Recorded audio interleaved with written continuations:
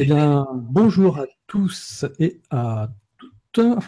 Je suis content de vous recevoir. Alors, je vais vous présenter rapidement à nos spectateurs. Donc, de la gauche vers la droite, on a Agnès, ensuite Claire, ensuite Pascal, et ensuite on a Laurent. Voilà. Alors, pourquoi est-ce que je vous ai demandé de venir nous rejoindre aujourd'hui dans ce numéro de Miasme? C'est parce que vous êtes les organisateurs et exposants d'une exposition qui s'appelle Mémoire de Ruisseau. Alors, allez, on va partager un petit peu la page. Donc, ça s'appelle Mémoire de Ruisseau. Ça se passe au pays de Mauriac. Alors, c'est où ça, Mauriac? C'est dans le sud-ouest? Dans le Cantal. Dans le Cantal? En Auvergne. En Auvergne? D'accord. Je suis super nul en géographie, je suis désolé. Et donc, Massif central. Donc, ça se passe du 4 au 30 novembre, avec donc en exposant vous quatre, plus Dominique Kubler, qui n'a pas pu être présent cet après-midi. Voilà. Alors, qui veut m'expliquer ce qu'est cette exposition Mémoire de Ruisseau? Disons que ça fait quelques années qu'on travaille ensemble, on est sur des groupes, on s'est rencontrés via les réseaux sociaux et on est très attirés chacune pour nos raisons personnelles par l'eau et on va photographier des ruisseaux. Et on va chercher un petit peu, pour moi c'est l'énergie de l'eau, dans quel état énergétique elle est, on va chercher les ondins, les écritures de l'eau, etc. Et au lieu de tourner comme ça sur Facebook, on s'était dit ce serait bien si un jour on pouvait exposer ensemble et essayer d'amener ce regard aux gens aussi et donc de faire voyager cette expo. Et donc j'ai pris la première, le truc, parce que j'avais une ouverture avec la médiathèque. Et voilà, donc on se réunit ensemble, on fait cette expo et après on aimerait essayer de la faire voyager chacune dans nos lieux de vie pour essayer de sensibiliser l'eau, les gens. Pour moi, c'est au niveau écologique, sensibiliser les gens à l'eau, quoi. Voilà. D'accord. Parce qu'on est d'accord, finalement, cette exposition de photos, c'est pas juste des photos de promeneurs qui trouvent un joli ruisseau et qui le prennent en photo dans un cadre idyllique. C'est-à-dire que dans l'eau, vous allez chercher quelque chose, voilà. On va dire que l'œil qui n'a pas l'habitude de voir ce genre de choses ne verra pas et que vous avez détecté. Donc ça va être entre autres ce qu'on appelle les aides de la nature, des ondines, ce genre de choses. Oui, tout à fait. Et vous les voyez toutes, ces aides de la nature, ces formes? Oui. Moi, par exemple, je ne les vois pas à l'œil nu. C'est mon appareil qui capte. Donc, je vois ça sur ordi après. Et c'est vrai que, par contre, je ne peux pas expliquer pourquoi je dois prendre à cet endroit et pas à un autre. Bref, je remonte le ruisseau, je prends des photos, mais par contre, je ne sais pas pourquoi c'est là et pas à gauche. Voilà, je ne sais pas. C'est ça, c'est-à-dire qu'à un moment donné, tu sens la nécessité de t'arrêter, de se dire il faut que je prenne ce cadre-là. Et après, c'est quand tu vas revoir tes photos sur ton ordi, où là, tu vas t'apercevoir qu'il y a une petite forme. Voilà, tout à fait. Moi, je sais, je repère l'endroit. Je vois les endroits où c'est très habité par des végétaux, il y a un côté un peu sauvage, il y a un côté, je vais dans des petits coins où il n'y a pas beaucoup de gens qui passent, etc. Et je vois l'endroit. Je me promène et d'un coup je dis là, je sais qu'il va. C'est un peu comme tout en fin de compte. Oui. Mais moi je dis c'est là où ça va se passer. Quand je me rapproche, je vois avec les cailloux et je les vois apparaître et c'est l'appareil. Après je prends vite la photo et ça se révèle. Voilà. Peut-être que moi je les vois pas. Voilà. Et si je les vois, je peux pas, mon appareil ne le capte pas, tu vois. C'est l'inverse, moi. Si je vois pas, mais que je sais qu'il faut que je prenne, à ce moment-là, mon appareil capte. Mais par contre, moi, si je vois à l'œil nu, ce qui est rare, mais si je vois à l'œil nu, mon appareil ne donne rien. Ça donne rien, si tu veux. D'accord. Alors, moi je t'avouerai, Claire, j'ai la même démarche, mais par rapport aux êtres de la forêt. Moi, c'est pas les êtres de l'eau que je vois. Et quand je me promène en forêt, à un moment donné, je sens qu'il faut que je m'arrête, que je prenne la photo, et c'est après que s'il y a eu des petites choses ou pas. Et c'est vrai que plus on se met en accord avec cet état d'esprit, et plus finalement il y a des petites choses qui apparaissent.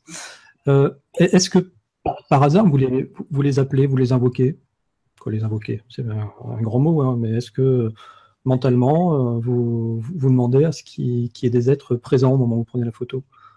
Oui, Pascal, comment est-ce que tu fais? Oui, mais de là, parler d'invocation, non. Il y a beaucoup de gens qui utilisent des codes après avoir lu des livres de Yannick, par exemple, etc. Alors moi, pas du tout.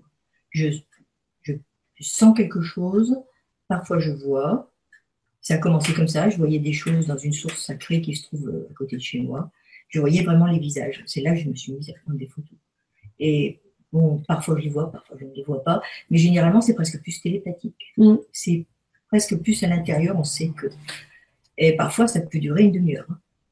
Sur un lieu, il m'est arrivé une demi-heure à avoir défilé des visages que je voyais à l'œil nu. Et puis pendant un mois, en été surtout, je ne vois pratiquement plus rien. Et là, c'est l'appareil qui intervient plus. Et là, on fouille un petit peu la photo pour trouver. C'est pas. Mais par contre, en hiver et en automne, je trouve qu'ils sont visibles. Ils sont visibles. Et puis, il y a cette sorte d'état intérieur qui fait qu'on est en résonance. Alors, pour ça, il vaut mieux être seul au bord du ruisseau, pas y aller à 100 000. Ou alors, avec Claire, on va chacune de notre côté, puis on n'habite pas loin, on va sur le même ruisseau et après, on compare un petit peu ce qu'on a vu. Attends, il y a un truc que je veux dire quand même, c'est quand Pascal est avec moi, mes photos sont différentes. Ça, c'est intéressant. Il y a plus de choses. Parce que je pense qu'elle a... Moi, je sens rien. Très sincèrement, je sens rien. Pascal, elle me dit souvent... tu sens la porte là? Mais non, mais je sens rien du tout. Mais enfin bon.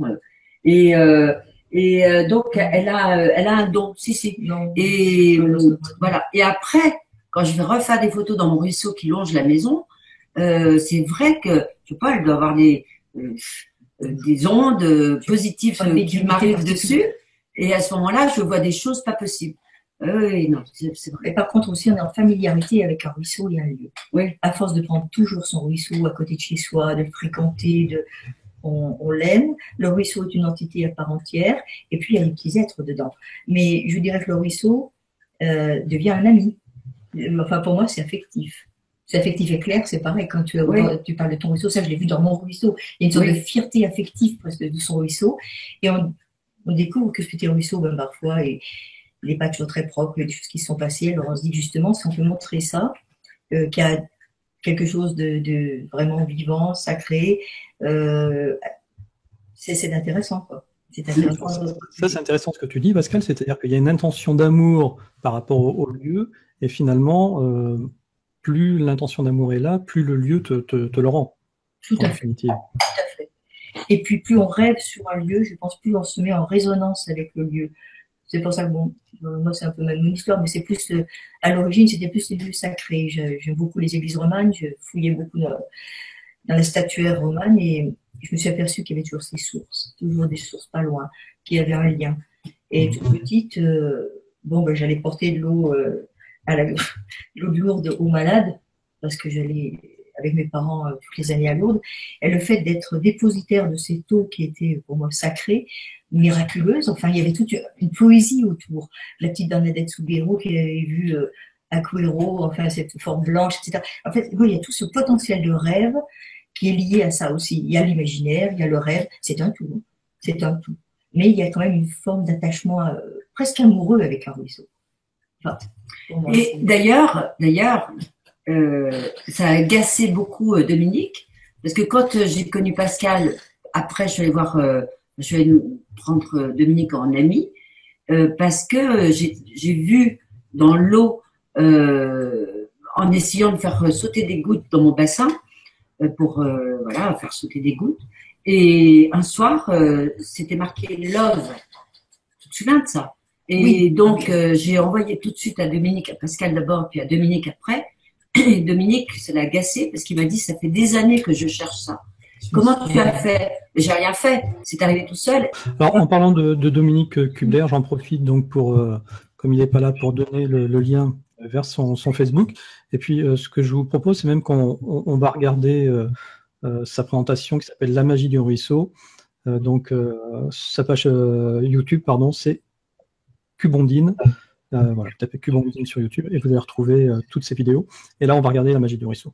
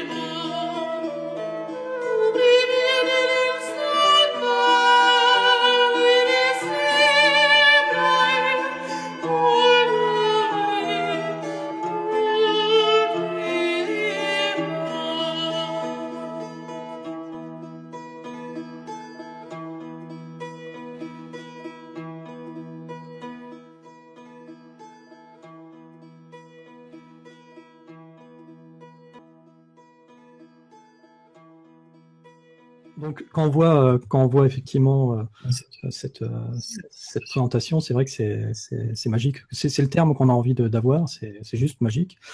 Comment est-ce que vous le ressentez par rapport à notre réalité très cartésienne, très millimétrée ça vous donne quoi comme perspective, ça, le fait qu'il y ait sûrement des êtres comme ça qui sont là dans la nature, qui sont sûrement sur un autre plan, sur une autre dimension, et puis qui viennent vous voir?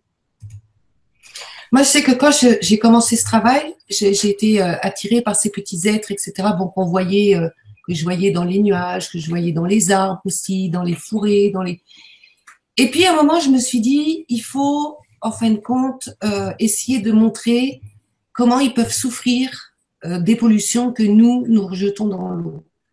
Et donc, je me suis dit, je vais aller chercher dans les stations d'épuration, aux sorties de stations d'épuration. Et mon travail, c'est surtout basé là-dessus après, quoi. C'est-à-dire dans quel état énergétique. Et c'est une espèce de, je leur demande, je leur dis, montrez-moi dans quel état. Et après, je dis toujours merci et je fais une offrande, toujours, pour remercier. Et voilà. Et en fin de compte, c'est ça mon travail beaucoup, essayer de trouver. Je suis allée voir dans une station d'épuration où j'habitais en Provence, qui était en phytoépuration. J'ai fait des photos, l'eau sentait bon, et j'ai des photos merveilleuses, superbes, joyeuses, etc. Je suis allée après dans d'autres stations d'épuration où ça sent mauvais. On sent que l'eau, elle est pas propre, ils rejettent plein de cochonneries dedans. Et là, les photos sont assez impressionnantes parce qu'on voit qu'ils sont tristes, que c'est lourd, et voilà. Donc moi, mon travail, il est surtout là-dedans. Donc je vais vers les ruisseaux pour essayer de voir. Et je nettoie, je ramasse, etc. par respect, parce que je trouve qu'on ne les respecte pas. Voilà. Et ce monde aujourd'hui, car pour moi, cartésien, a oublié. Ça ne veut pas entendre. Ça a été diabolisé. Je vais pas attaquer certains parce que ça sert à rien. Mais voilà, je pense que ce que moi j'appelle les faunes, etc., ce qu'on voit, les gens ils disent ce sont des diables, pour moi ce sont des faunes, et c'est l'esprit de la nature, c'est Cernunnos, c'est nos anciennes mythologies qui ont été complètement mises de côté, c'est la Vierge Mère, parce que j'ai la Vierge Noire, j'ai des photos au Québec aussi où il y a marqué unir le rui, s'unir nous pour aider. Voilà, moi je suis dans cette démarche-là. Et essayer de faire comprendre aux gens dans ce monde cartésien que tout ça est vivant est très difficile. Vraiment. Vraiment. Parce qu'ils étudient même pas les scientifiques dans les écoles où on apprend à nettoyer, à faire les stations d'épuration, où en ce moment je travaille. Même pas ils écoutent, ils connaissent même pas les scientifiques comme Chaudberger, comme Otmar Grobert, ils connaissent pas, ils étudient pas. Voilà. Donc il y a une vraie difficulté dans notre monde parce qu'on va s'attaquer à une certaine manière d'aborder le monde qui n'a rien à voir avec ce que nous, on essaye de montrer aux gens. Donc, c'est difficile. Enfin, ça, c'est mon point de vue. C'est difficile. Il y a beaucoup de violence qui peut nous être envoyée. Ouais, je comprends. Je vais revenir sur la petite vidéo de Kubler sur la magie de ruisseau, qui est fondamentale parce que c'est le premier à parler des hiéroglyphes. Cette écriture dans l'eau, où avec Claire, on avait vu des runes. Au début, on ne savait pas trop ce que c'était, des runes. Et puis, en trouvant ça sur Internet, c'était un bonheur absolu parce que, franchement, il y a une poésie qui se dégage de ça, qui est incomparable. Dominique, elle avait la manière de mettre la ponctuation poétique qui ouvre le cœur à ce contact. Et moi, je suis très attachée à cette dimension un peu poétique, un peu le domaine du conte. J'ai été libraire pendant longtemps, donc c'est vrai que le domaine du conte me touche. Et chez Dominique Kubler, il y a cette chose où lui, il a les yeux très pointus, il va aller vous voir.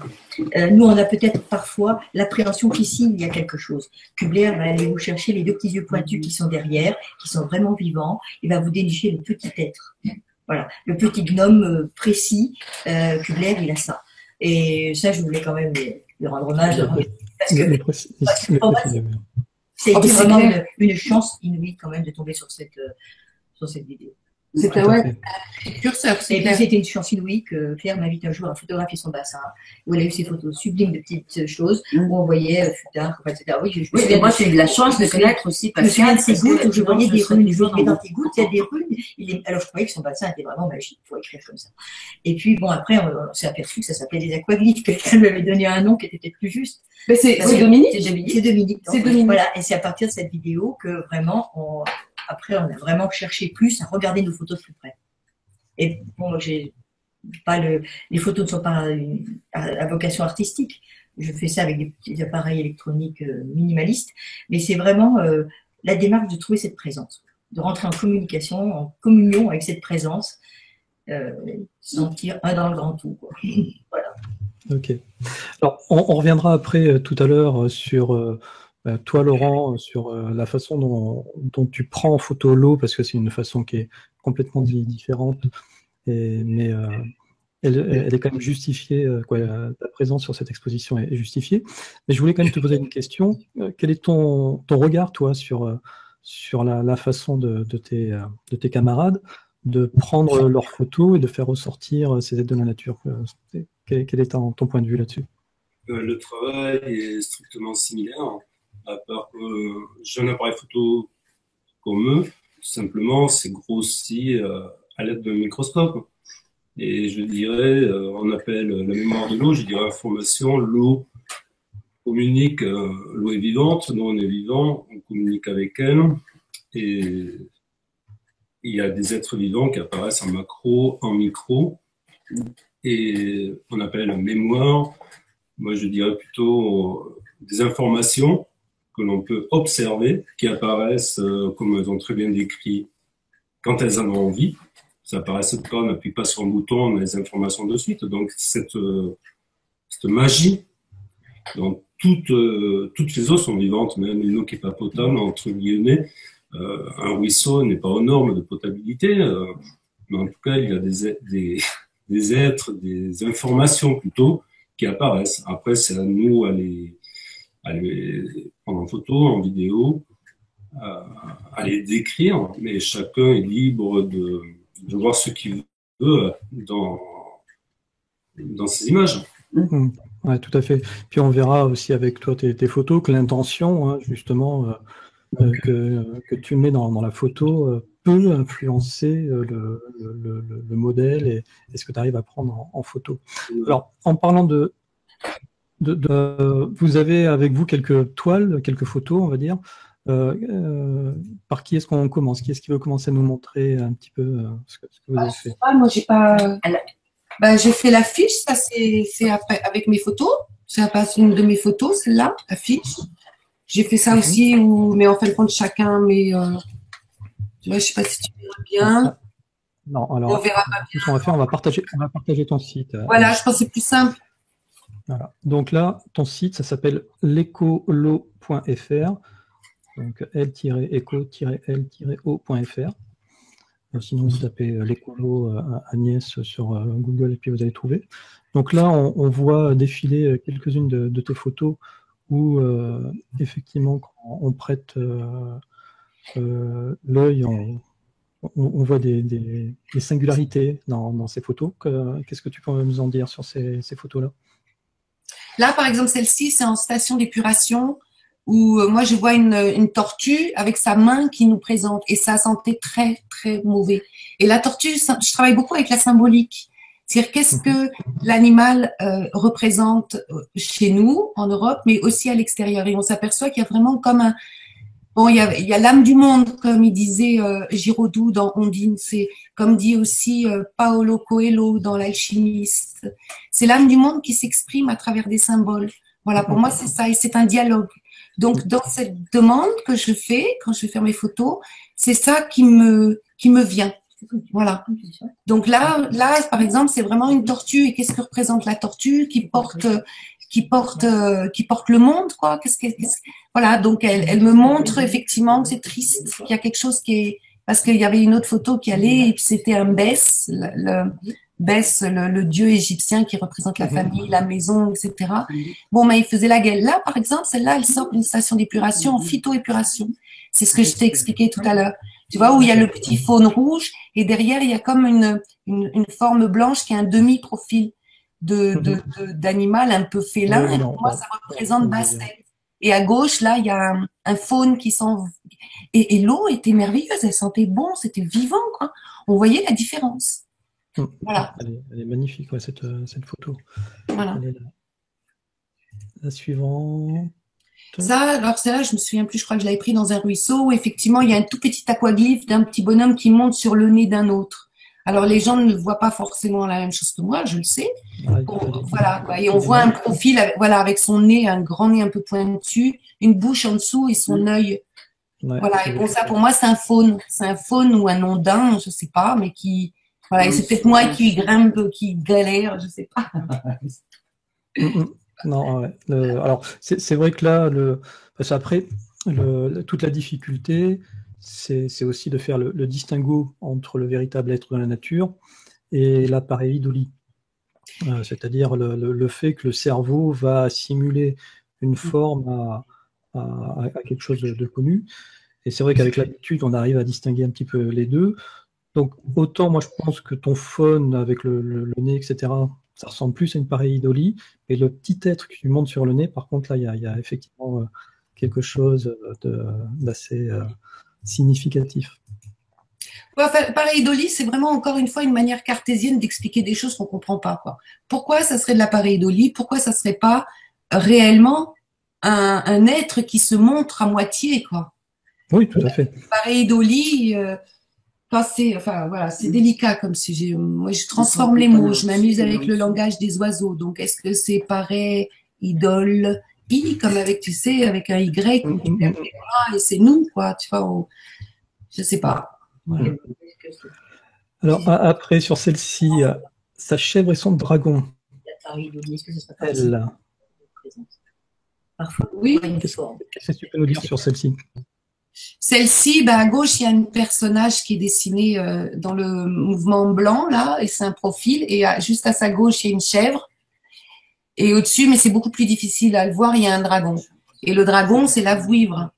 Et la vouivre, c'est les dragons d'eau aussi. En Chine, c'était pas du tout. Le dragon n'est pas négatif comme chez nous. C'est au contraire très positif. C'est l'énergie de vie. Voilà. Et la chèvre, c'est pareil. La chèvre, maintenant c'est le bouc, c'est l'homme bouc, c'est notre diable. Alors qu'avant c'était Carnounos, c'était l'homme cerf, c'était noble. Voilà. Donc moi j'essaie de renouer vraiment avec nos anciens. Et pour moi cette femme elle est noire. Donc ça me renvoie avec les anciennes connaissances, les anciennes. C'est difficile de parler de tout ça. D'accord. Et là-haut, là, on a l'impression qu'il y a une sorte d'écriture. Oui. Mais je suis pas allée chercher à regarder ce que ça veut dire. J'ai des aquaglyphes plus évidents. Donc, voilà, pareil, j'ai des cœurs, des loves, j'ai des... Ah oui, les petits cœurs blancs. Voilà, des collections. Des voilà. Quand on arrive dans un certain état d'horizon, on a tous notre petit cœur blanc. Ouais. Je crois que ce soit Nathalie. Ok. En tout cas, voilà, si vous voulez retrouver, ça s'appelle L'écho de l'eau, et tu as fait plusieurs livres qu'on peut te commander directement. Oui. Où là, j'ai pris le temps d'écrire, etc. Je suis quelqu'un d'assez émotif, donc parler, c'est pas toujours facile. Ok. Alors, si on veut te commander, un livre sur tes photos, donc on cherche sur Facebook Agnès. Alors, tu le dis comment? Lewa Arras avec des L. Non, I-L-O-W-A, et c'est un nom qui m'a été donné dans l'eau. Aussi, c'est encore une histoire, et c'est un nom indien qui veut dire éclat de lumière. Voilà. Mais ça m'a été donné dans l'eau. Voilà, et ça vient Lakota. Voilà, c'est ce qu'on m'a donné. C'est super beau. Ouais. Ok. Alors, Claire, tes photos. Oui. Alors, écoute. Qu'est-ce que tu peux nous montrer? Moi, j'ai pas. Maintenant, je peux te montrer le livre, je sais pas si tu verras. Le livre. Alors là, complicité. On voit effectivement un petit visage. Ok. Alors, tout à l'heure, tu m'en avais montré. Ouais, celle avec la goutte d'eau, là, elle est belle. On la voit. Ouais, celle avec la goutte d'eau était super belle. Bon, ben ça, c'est une autre source. D'accord. Donc là, c'est une goutte qui ressort de l'eau. Et là, on y voit très clairement un visage. Ouais. Il y avait celle-là aussi, regarde. Ça va, là? Ouais. Je n'ai pas tiré aujourd'hui. Donc c'est pareil, tu as un petit livre. Tiens, c'est la gauche, on voit bien le personnage aussi, comme ça, un peu Oui, de. c'est la goutte d'eau. Tout à fait. Tu as un petit livre qu'on peut acheter sur le sujet ou... Oui, tout à fait. J'ai fait un livre. En fait, j'en ai d'autres. En fait, si tu veux, j'en ai un autre que j'ai oublié. C'est un livre uniquement sur les gouttes d'eau sauteuses. Je les appelle comme ça parce que elles sautent. Mais elles ont toutes une particularité, c'est qu'elles ont toutes un visage. C'est idiot, j'ai oublié. Et donc, voilà. Mais ça, oui, sur Facebook éventuellement, je pourrais toujours Je suis le reflet, voilà. Ok. Et derrière, il y a une belle photo aussi. Claire a des photos très belles, où la précision des couleurs et tout. Moi, je suis admirative de son travail. C'est vrai, hein, sérieux. On voit bien le visage, là. Moi, j'ai bien vu le visage au milieu aussi. Ouais. La netteté, tout ça, super. Voilà, et puis c'est tout. Et donc Pascal. Ouais. Alors, moi, je suis désolé, mesdames, mais ma photo préférée, ma chouchoute, je crois c'est que Pascal. C'est celle-là. Pascal. C'est clair. Celle-ci, elle est juste magnifique. Penche-la un petit peu. Ouais, voilà. Prise aux sources de la Veuse, un endroit que j'aime beaucoup. Honnêtement, quand on voit ça, après, je défie quiconque de dire que les aides de la nature n'existent pas. Ouais. Soit c'est bon, quand je vois ça sur Internet, je dis bon, c'est une photomontage, on dirait du Photoshop, etc. Quand j'ai l'auteur de la photo en face, ok, on va regarder Pascal droit dans les yeux pour qu'elle nous jure qu'elle n'a pas fait de photomontage là-dessus. Non, juré. Je vais vous montrer avec quel appareil photo je prends ça. Mais oui, parce qu'en fait, on peut prendre des photos avec des appareils basiques. Hein, Voilà, c'est des choses comme ça. Je n'ai jamais pris de photo. Je n'ai pas de portable. Il fait 3,5 grammes, hein. Oui, je n'ai pas de portable. Ça, j'ai acheté ça sur sur Internet, 35 €. Non, c'est pour vous dire que je ne connais rien. Parce que j'ai pas mis mes piles. Non, il n'y a pas de pile. Bon, voilà, donc c'est tout mis dans un sac en vrac et je pars au vent de mes ruisseaux avec ça. Et j'ai même eu beaucoup de mal à faire les effets miroirs quand j'ai vu les effets miroirs, c'est-à-dire quand on prend une photo, on la coupe en deux et puis on appuie sur effet miroir. Je vais la montrer, ça, sur les effets miroirs. Voilà. Voilà. C'est celle-ci. Surprenant, hein, du coup. Alors, celle en haut, c'est à droite. Ah, celle-ci, laquelle? On dirait un mouton. J'aime bien celle dans l'iris. C'est pas dans l'eau aussi. C'est pas dans l'eau, mais celle dans l'iris, ça me plaît bien. Voilà, celle-là. Celle-là, c'est mon jardin. Au-dessus. Au-dessus. La dernière à droite, voilà. Celle-là. C'est pas dans l'eau, mais celle-ci, vraiment, j'avais un iris et je voyais ce personnage qui ressemble à un jardinier pour moi. En plus, il y a une petite ressemblance avec mon grand-père. Et donc, j'ai été très émue de voir ça dans un iris. On dirait un roi elfe, tout à fait. Voilà. Voilà, si vous voulez voir les photos de Pascal, hein, c'est Pascal Noémie, donc sur sa page Facebook, et vous allez retrouver toutes ces photos. Alors, je me presse un petit peu, je suis désolé, mesdames, mais c'est vrai qu'on aurait pu faire 1 heure d'émission rien que là-dessus, mais l'heure tourne, et puis dans 5 minutes, je vais être obligé de vous libérer. Parce que vous allez commencer à votre expo. Je voulais arriver sur Laurent. Laurent, en 2 mots, du coup, s'il te reste plus longtemps, puis de toute manière, tu voulais pas parler beaucoup. Hein. Comment est-ce que tu prends tes photos? Tu as une technique qui est quand même bien particulière. Explique-nous. Le point commun avec les filles et Dominique, pareil, j'ai un microscope d'une valeur de 150 €. Donc, le problème, c'est la qualité d'image. Si on veut agrandir, ça pixelise énormément. Nous avons un point commun, c'est-à-dire quand on est en contact avec l'eau, il y a forcément une communication. Ça marche pas à tous les coups et de temps en temps, on s'aperçoit ce que l'on voit. Je parle au microscope, parce que je suis pas un macro comme les filles derrière l'appareil photo. On observe des phénomènes que l'on a vécus dans un passé très lointain et au présent. Donc, il y a des phénomènes, je veux dire, on essaye de communiquer avec l'eau. Ce que je veux dire, c'est qu'elle aussi demande à parler avec nous. Nous sommes composés d'eau, notre cerveau, donc je pense qu'il y a un lien se fait scientifiquement, c'est très dur à expliquer. On n'en est pas encore là aujourd'hui. Je pense que nous sommes tous au même niveau. On est à l'école maternelle, on a énormément à apprendre sur cette forme de communication entre l'eau et l'être humain. Voilà. C'est toi, Laurent, qu'on comprenne bien. Donc, en fait, tu prends une goutte d'eau que tu mets sur une plaque de microscope. Il faut que tu la congèles, c'est ça? Ou il faut que tu sois dans des conditions de température extrême, de façon à ce que ça cristallise? Peu importe l'origine de l'eau, je travaille à l'aveugle, c'est-à-dire je ne connais pas l'origine. Je note sur un cahier un chiffre et je mets la provenance de l'eau. Et devant le microscope, je ne sais pas ce que c'est pour ne pas influencer. Donc, je prends de l'eau du robinet, par exemple, de l'eau du commerce, de l'étang, d'un ruisseau, et devant le microscope, c'est un jeu. Je parle à l'eau comme un ami. Je la considère, on est d'égal à égal. Elle répond, et des fois, elle me montre ma vie. Par exemple, je vais chercher un chat, je rentre à la maison, la première lame que je prends, hop, il y a un cristal à l'intérieur, un visage de chat. La technique est toute simple, donc un microscope est pris au début comme ça par curiosité, un microscope, je vais pas citer la marque, à 150 €. Donc je prends une lame ou une boîte de pétri, je mets de l'eau, congèle quelques heures.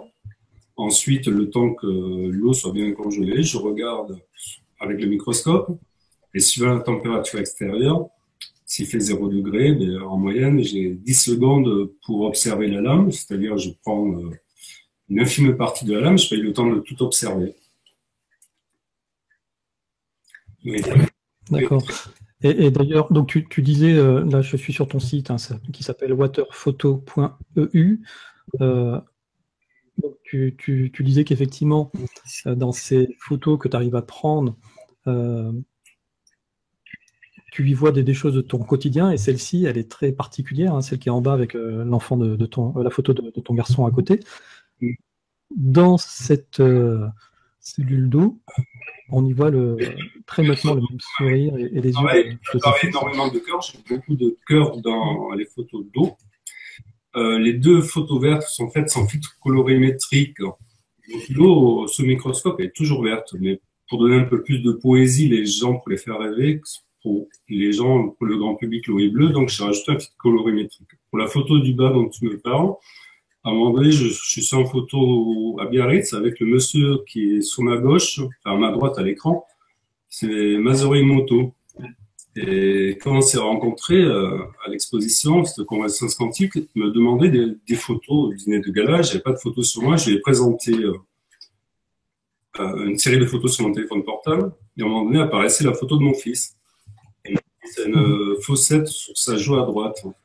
Et sur la photo de gauche, il y avait une forme de cœur. J'avais repéré 2 petits points et comme une bouche. Et un cristal qui n'était pas fini, mais il manquait les 2 branches, qui n'étaient pas entièrement formées. Et je ne pouvais pas prendre le cœur en entier. Sur le lobe de droite, il y avait ce smiley, un smiley à l'intérieur d'un cristal et à gauche un autre cristal. Donc j'ai essayé de prendre le smiley, de zoomer dessus, mais j'ai pas pu avoir l'ensemble, le cœur plus le smiley, sinon on voyait pas du tout le smiley. Et donc Emoto voit cette photo, il a fait un oh comme ça. Et puis quand il a vu la photo de l'enfant, mais là il a eu une réaction, il était vraiment très très étonné. Et là il m'a fait réfléchir. Et cette photo en fait, je l'avais faite l'hiver précédent, j'avais pas fait la relation. C'est lui qui m'a fait découvrir. Mon fils a une fossette à droite. Ah oui, on l'a bien vu, on la voit bien la photo. Oui. Un petit trait à droite sur la joue du cristal, je dirais. J'avais pas remarqué du tout. Ouais, c'est vrai. Hein. Et des exemples comme ça, on peut demander à l'eau quelque chose, on peut l'avoir en photo, ça arrive rarement, mais ça arrive. Donc le hasard, je crois pas trop, parce qu'il y en a beaucoup de hasard dans ce travail. Et pas beaucoup à cause je n'ai pas de laboratoire et je n'ai pas la chance d'avoir des moins de 10, moins de 15, moins de 20 degrés pour pouvoir travailler comme il faudrait. Là, on a ta photo de cœur, hein, avec d'ailleurs, ça c'est la page de couverture de ton livre, hein, Voyage au cœur de l'eau. Ouais. Là, effectivement, on a. Là, c'est l'eau d'un étang, par exemple, avec un filtre colorimétrique. Elle a été shootée 11 fois. Au début, c'est un triangle, puis au bout d'un moment, avec la chaleur, les cristaux, les bords s'arrondissent, donc ça donne des formes. Et les formes, en fait, apparaissent avec la température. Quand ça se réchauffe, les formes apparaissent. Ok. Bon, ben en tout cas, merci Laurent, merci mesdames de nous avoir vraiment donné envie de participer, de voir cette expo. Donc vos œuvres sont exposées, donc celles qu'on a vues et bien sûr beaucoup d'autres sont exposées du 4 au 30 novembre à la médiathèque du pays de Mauriac dans le Cantal. Ça s'appelle Mémoire de ruisseau. Mais moi j'espère qu'une seule chose, hein, c'est qu'une fois que vous avez fini cette expo, c'est qu'elle puisse tourner un petit peu dans toute la France. Parce qu'on a vraiment envie de la voir. Merci. Merci beaucoup. Merci. Merci.